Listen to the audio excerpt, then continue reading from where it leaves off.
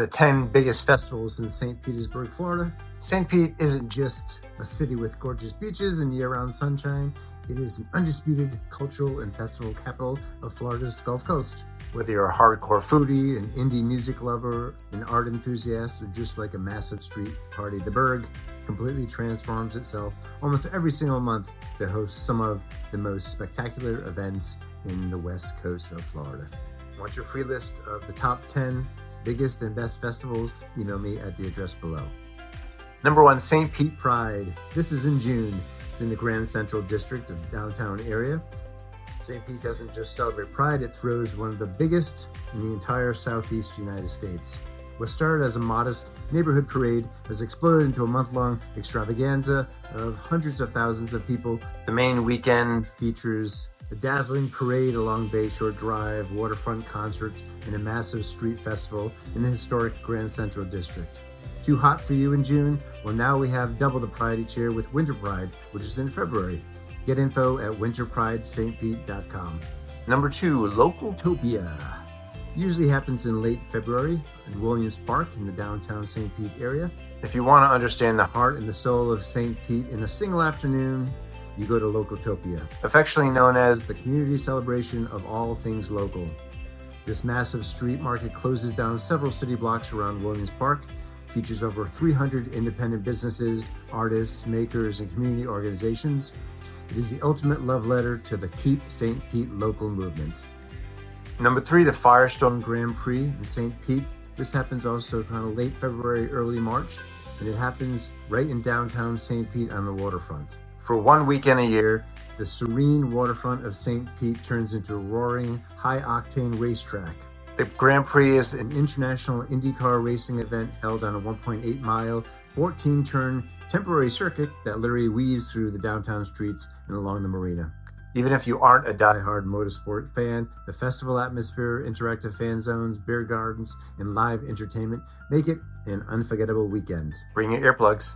Number 4, Shine St. Petersburg Mural Festival. This happens in the fall in October in downtown and also the Edge District and Grand Central Arts District.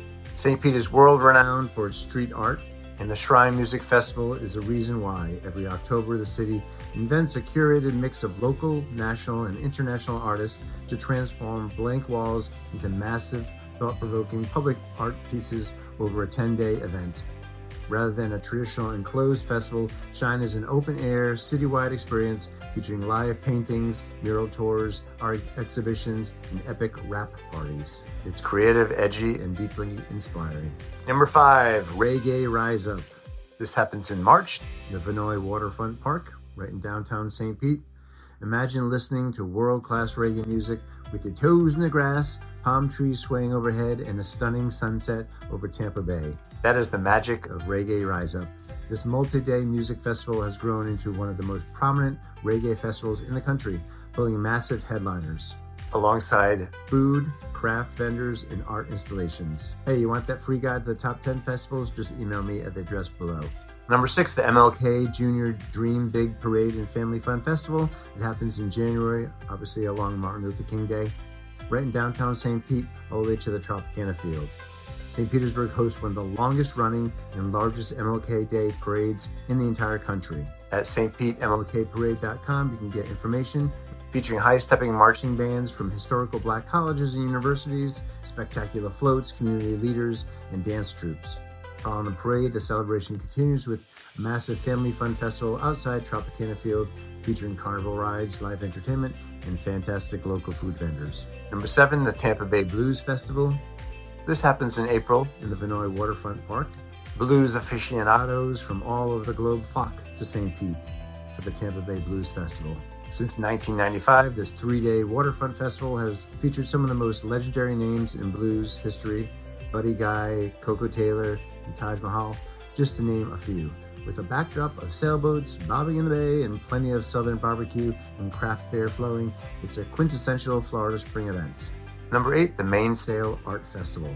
This happens in April in Vinoy Park. As one of the most prestigious juried art shows in the South, the Mainsail Art Festival is a beloved St. Pete tradition that has been running for decades, featuring over 250 visual artists competing for top honors, You'll find everything from breathtaking glasswork and oil paintings to intricate metal sculptures and handmade jewelry. The best part, the admission is completely free. 2 more to go. Number 9, the St. Pete Seafood and Music Festival. This happens in the spring. The dates tend to vary, and it also happens right in the downtown waterfront. Florida is famous for its fresh catches, and this festival is where local chefs show off their culinary chops. Expect menus packed with grouper, mahi-mahi, stone crab, oysters, and shrimp, all cooked fresh on site. While the food is the star of the show, the festival also features a stellar lineup of local and regional bands playing R&B, jazz, classic rock, and Caribbean beats. And 10, the St. Pete Run Fest. This happens in November, starting at the Albert Whitted Park in city streets. If you prefer your festivals to come with a healthy dose of endorphins, the St. Pete Run Fest is 3 days of fitness, community, and fun. It includes a half marathon, a 10K, a 5K, and a kids race. The routes are notoriously gorgeous, taking runners right past the St. Pete Pier, the Dolly Museum, and scenic coastal neighborhoods. Even if you don't run, the massive Health and Fitness Expo and the post-race waterfront party make it well worth a visit. It's active, encouraging, and lively. Hey, if you want that free list of the top 10 festivals or want any more information or looking to possibly move to St. Pete, as always, remember to call Paul. Have a great day. Bye-bye.